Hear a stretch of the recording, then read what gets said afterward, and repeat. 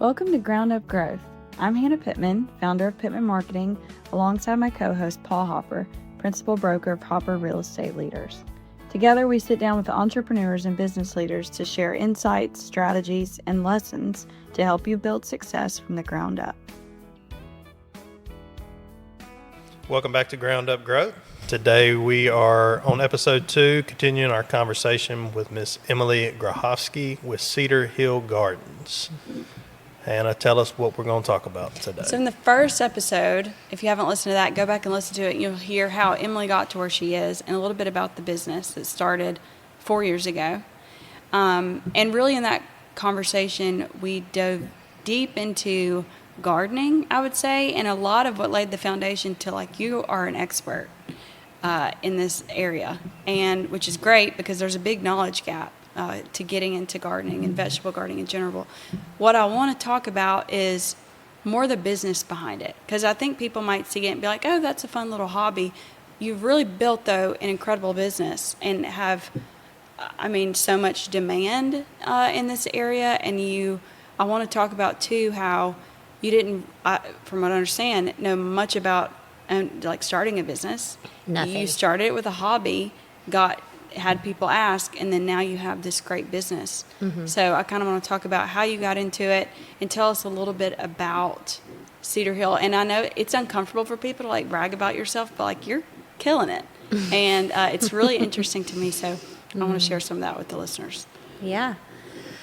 Well, I can't remember if we talked about this specifically in the podcast before, but, in my previous life, before I was a garden lady, I was a kind of a musical theater piano nerd, and then was a nurse for a long time, and then I got into gardening. And so I never intended for my gardening for my family to turn into a business, but it was the first thing that I had been as passionate about as I had been about music when I was growing up. It really lit my brain up. It didn't feel like a chore. I really enjoyed it. Gardening is innately good. There's nothing I can think of that comes out of it that's bad other than a few weeds, right? And that's just built-in exercise. So I think for me, starting the business was really daunting, the leap that it took to start it, even just to go and figure out, how do I even form an LLC? I don't even know, what does the LLC even stand for? I just didn't know what I didn't know. But I had some really big cheerleaders in my corner, and I had my best friend and her husband are just huge proponents of small business and have been in my life for a long time, and they really encouraged me. And so I think having a mentor that I could call for silly questions, or what I thought were silly questions, and big long-term thinking questions was important. And so that's kind of where I started, and I didn't know anything about starting a business. So I just tried to find people who knew what they were doing and ask them questions, and I asked a lot of questions. Which is so important. I think that's huge because you can talk yourself out of anything. Yes. Mm-hmm. And having a cheerleader, like you're saying, to kind of push you along, Yes. that's a major part of it. Yeah. For somebody that, is not just going to dive in head first, it's just. And I think also, growing something like that, it doesn't, what Cedar Hill is now, it was. Yeah, so many puns, so many possibilities.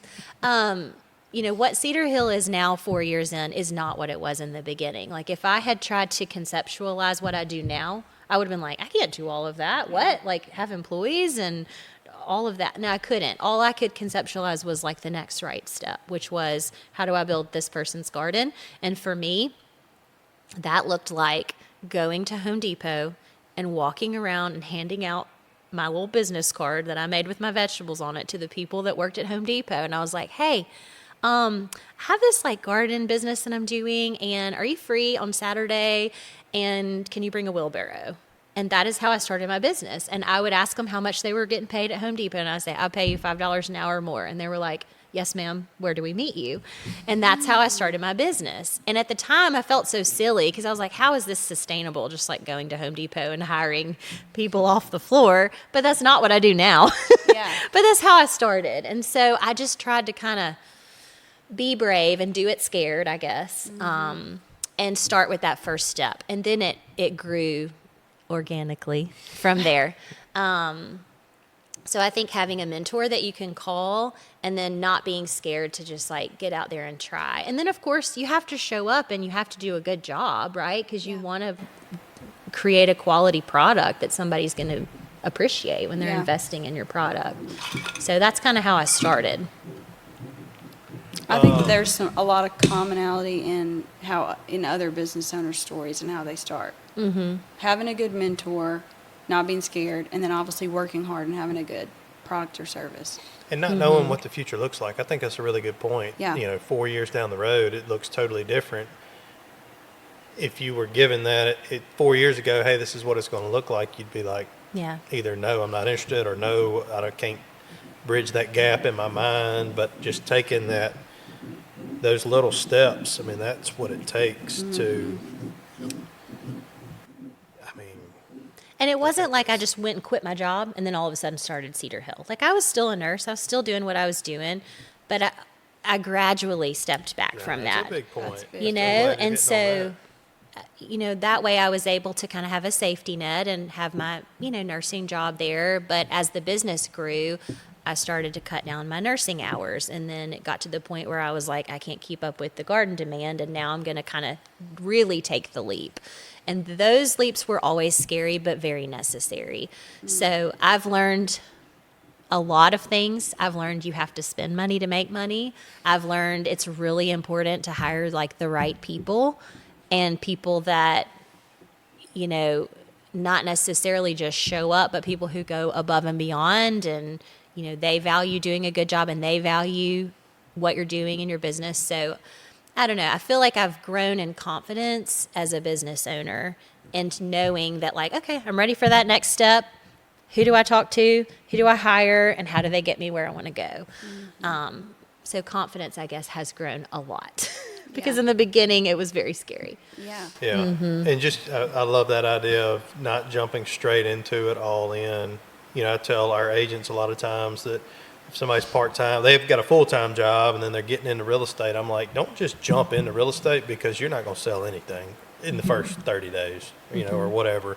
It's like just gradually get into it until, to your point, till I can't juggle both of them. But then you've already got something that's built that you can step on to and it's not wobbly. You can go all in at that point. I think to me, that was in my journey the same way. I mean, I was doing mold remediation and water damage stuff, and then I got into real estate, but I kept playing with mold and sewage until I could not do both of them. And Don't hear that every day. but if I'd have Kept jumped playing straight with in, mold and sewage. if I'd have jumped straight into real estate, there's a chance I would have. If it had got rocky, I'd have bailed. Yeah.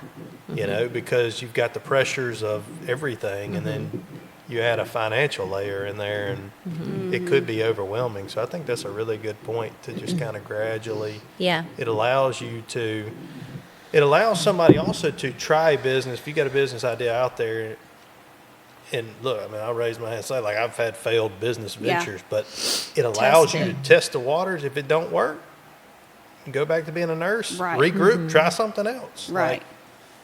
That's so important. And that's tough. And I was telling someone this last week, I think. But it's like he's in this 8 to 5 that he hates and he's so frustrated. And he has this idea for this new business and he really wants to start it. But he hasn't really started it. And he's like, I want to quit by this date so I can start it. And like, I have to give 100%. It's like, you have to prove that you have some traction, that this business is a good business. And like, it's just going to be tough for a while. You're going to work like a million hours a day, but you have to prove that. Otherwise, that is a dumb decision to like switch it completely without knowing. Yeah. And what does that look like, to your point, when you're doing both? It's going to be tough. It's going to be tough. Yes. You're going to burn the candle on both ends. You're going to miss some stuff. You're going to give up some stuff. You're going to sacrifice things for that. But that's also only a season. I mean, if you put it in your mind, like, I'm marching forward and I'm doing this, I think that is an integral part of growing, I think. And that's a question that I get asked a lot. People say, Emily, I just don't know how you do all this. And I'm like, I don't. I did in the beginning. I've spent a lot of nights staying up till 2 a.m. after putting babies to bed and drawing out designs and doing QuickBooks, because I was the accountant and I was the designer and I was all the things. But now I'm not, and I feel like I've hired so well and I'm so confident in the people that work for me that I don't have to spend time thinking about, are they doing their job right? Are they doing it well? And they have taken things off my plate. So all that to say, I've burned the candle at both ends, but there's also like a light at the end of the tunnel. Yeah. Well, and that goes, I mean, hit your point, takes money to make money or spend money to make money. So let go and grow, no pun intended. But, you know, hiring those positions, spending money hiring people, and then growing as a business. But then also touching every part of the business, doing the QuickBooks, doing that stuff in the early season. You've been exposed to everything. So you know every facet of the business, and you're not just hiring somebody and trusting that they're doing the right part. Like you could, there's a checks and balance because you've been there and you've done that. I think that's perfect roadmap. Absolutely. What's something over the past 4 years, like you just shared a lot of things that you've learned along the way. Is there anything else, and whether it was from a tough project or just like a big life lesson, like what's something that happened that was a big learning point for you?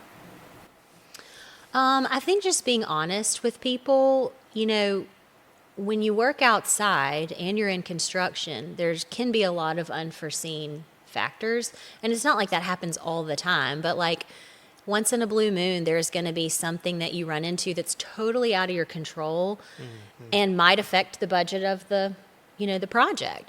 And so, I think I used to really fear, like, what if something happens or something did happen that was totally out of my control and now I have to talk to the client about it and they're going to be mad. And what I have found is that most people are very gracious and very generous. And if you're just honest up front and quick to be honest, don't drag it out and wait, that it usually works out fine. And people appreciate, your candor. So that's luckily, knock on everything wood, I've never had like a disaster project happen, but we've run into little things here and there. I'm trying to think if there's anything else. One thing that I really struggled with in the beginning was worrying about, like, I knew I had a great idea and a great business model, and I was like, what if somebody tries to copy me? And my friend and business mentor said, Emily, you really have got to adopt this generosity mindset.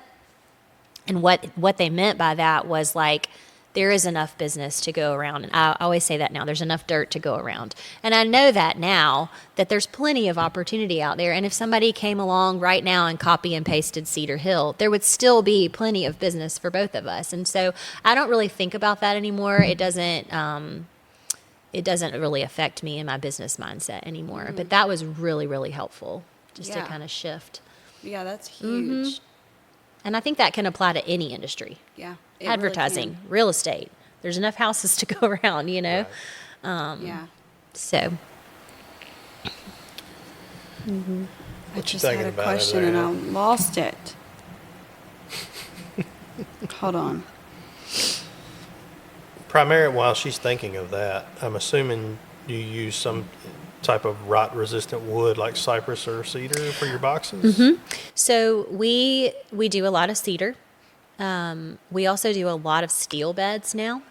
It took me a few years. I knew it was something that I wanted to offer, but I could not find a vendor I wanted to work with, and finally found some guys in North Mississippi, and they're metal workers, and they build these really beautiful custom steel beds that like patina over time and, Corten steel type thing. So we do a lot of those. And so my favorite thing is going and doing a consultation with a person and looking at the aesthetic of their home, what they want to accomplish, how much they want to maintain. If they want to plant the garden once and never maintain it, we're doing steel beds. We're not going to do wood that's going to rot over time. So that's kind of that's the designer in me that really enjoys what fits in your budget, your lifestyle, and your long-term goals. I don't remember what my question was. So your followers, you have like 20,000, 21,000 on Instagram. And when did you even start the Instagram? Like, you probably didn't start it. Right around the time I started my business, yeah. So 2022. How did you grow? Like, you grew organically to that much? Like, or have you been doing paid ads for a while? No, there was a time maybe 2 years ago where I just played around with paid ads because I just wanted to know what it was, how it worked. I didn't really know what I was doing. I just kind of threw it against the wall and see what stuck. And I mean, I think every once in a while when I would do it, I'd get like 30 new followers or something. And I was like, I don't think I'm doing this efficiently. But one thing that really stuck with me that I've learned is it doesn't, for me at least, it's not like the more followers, the better. I think it's quality versus quantity. And when you're putting out good content, I would rather attract 10 sold out gardeners a week that are going to come to my page and trust me when I post a product and things like that than 500 people that I paid for that might never see my page again. Right. So that's what I focused on more was, just putting out good content. And then I had this one reel 2 years ago. It was called, I don't know, it's called like Plant a Lot in a Pot or something like that. And I planted strawberries. It was on Valentine's Day, I remember. And it was nothing special. Actually, ironically, it was in this garden, okay, Jenny Footboy's garden. And I posted the thing, and I was like, oh, that was cute. And it had this little Happy Valentine's Day song by Outkast. And then the next day, I had like 1,000 followers. Like, it went viral, and it ended up hitting 1 million viewers. And that hasn't happened again since. I haven't had like a huge viral post like that. But I was like, why are people so interested in planting strawberries in a pot today, on Valentine's Day? That was a big leap. And then I kind of, it kind of grew from there. Mm-hmm. But yeah. It's impressive. It's very impressive. Thank you. Like, being in the social media space, it's tough to get people to follow a page, especially today. It's been like a shift in the past year. People just don't follow as much and don't like as much. They just kind of scroll. Mm-hmm. But to me, growing organically, and I knew your answer was going to be focusing on quality content. Yeah. Because that's the only, you got to have good content that people care about. And it's authentic and organic to the brand. What is the best way to grow? I mean, is it like a random reel that hits hard? Is that the best way? I mean, you usually do. If you have one go viral, you usually will see a big spike in followers. But a lot of times, the things that go viral may or may not even be your audience. Mm-hmm. Like, you get, your page gets traction, but they may or not actually end up being a customer of yours because it's probably random people. Yeah. But you definitely see a spike if you do, and you can never plan if something goes viral. Like, one day you make it and it hits, and then you could have something that you're like, this is going to be so successful. We'll spend hours making something and be like, this is the best thing ever. This is art. It'll get like 3 likes. I had a wood duck box down there on the lake, and I did a reel of opening it, and it was a bunch of eggs in there. Yeah. And I thought it was just the same thing, just like, just a video. Just like a 5 like worthy post, and it went like viral to me. Yeah, I mean, maybe not that viral, but I was like, dang, like, you it's never know random what's going to hit or not. Yeah, but it's free, a free way of getting more followers. But and like I said, I do a ton of speaking engagements. Like, last year, I think I did 30. Like, a lot. And now I've started traveling outside of the state. And that is a good way, too, to grow. Because when I'm there, it might be 100 people listening. And I'm like, hey, while we're here, pull out your phone and, follow it. And that kind of thing helps. And then they tell their friend and their daughter. And it's like when we met. And Hope was like, my mom is a gardener.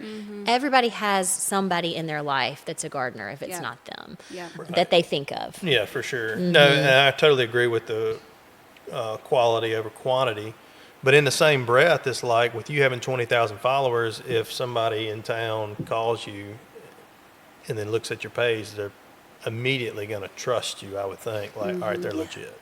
Yeah. So there's some value in the numbers, I guess, too, but well, and having content to back it up. Because for a while, pages were, and I was not assuming that you did this, were buying followers. And then you would go look at their content, and it's trash, and they would get like 2 likes.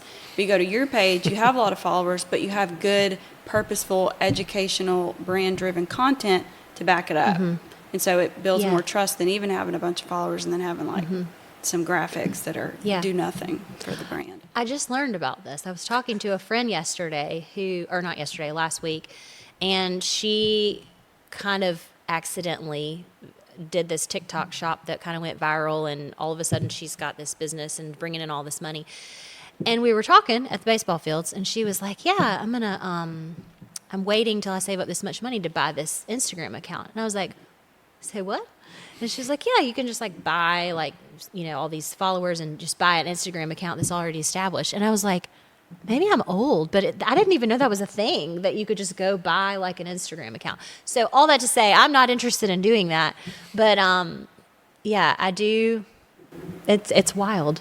Yeah. It's wild what is available out there. But Let's take a second to talk about today's sponsor, Homewell Care Services.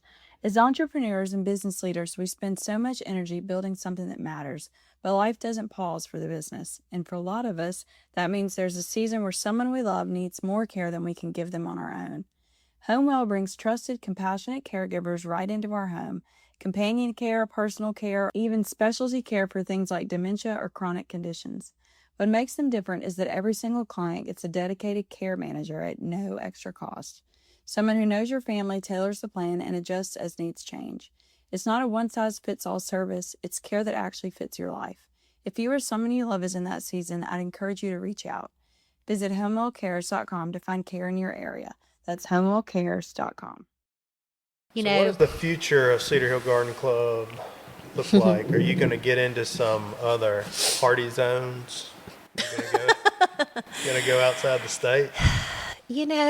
Well, there are other states, like in the Southeast, that fall into Zone 8. So, I just talked to a potential new client the other day who lives in Houston, and they're building this beautiful house, and she was given my name, and I'm probably going to help them with their garden. So I'm not opposed to venturing outside of Mississippi. Like, that's exciting to me. I'm also a mom, and I have 2 little 6 and 8-year-old boys right now. So to me, more is not more in this season of life. Like, I can see the value of working hard and doing what I do well, and not trying to grow to a point where I start to not do it well. And kind of knowing what my limit is. And we talked about this the other day, like, nothing is permanent. Just because I'm in this season where I'm not just like killing it to grow as much as I possibly can, it doesn't mean I can't do that later. Right. So I don't know. I like that.